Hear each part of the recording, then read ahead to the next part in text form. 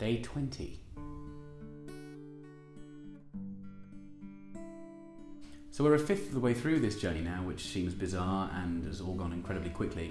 And I hope it's clear as to why I've decided to do it as a daily blog rather than, say, a weekly blog, because every day has been so incredibly different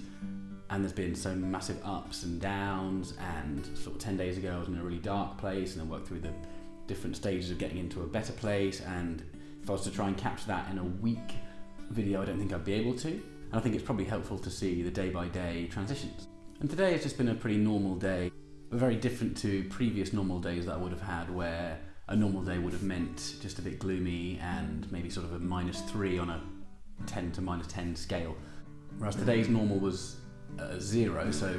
historically I would have seen today as a good day, but I think relative to the days that I've had in the last few days, the 0 just feels like a normal day, and I've been able to live as I would imagine a normal human being does live.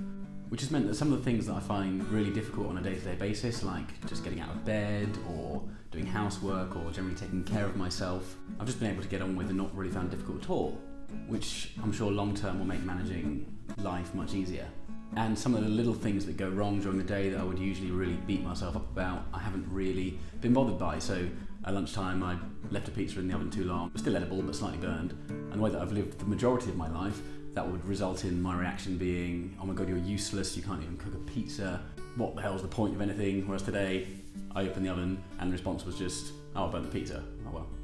And even to the point where I've generally hated looking in a mirror or seeing a picture of myself,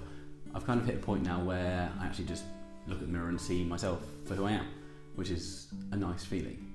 And I've always been very harsh on myself, and that's part of my emotional crusher, which I'll talk about tomorrow. And I don't necessarily know what's caused it, but I found myself much more able to appreciate the positive side of everything that I am and do, as well as try to work on the negative side without it just being entirely encapsulated in that side and fixated on it.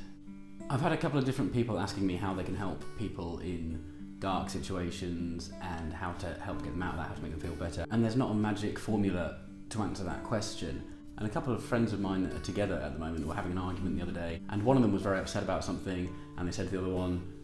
just leave me alone, I don't want you to make me feel better.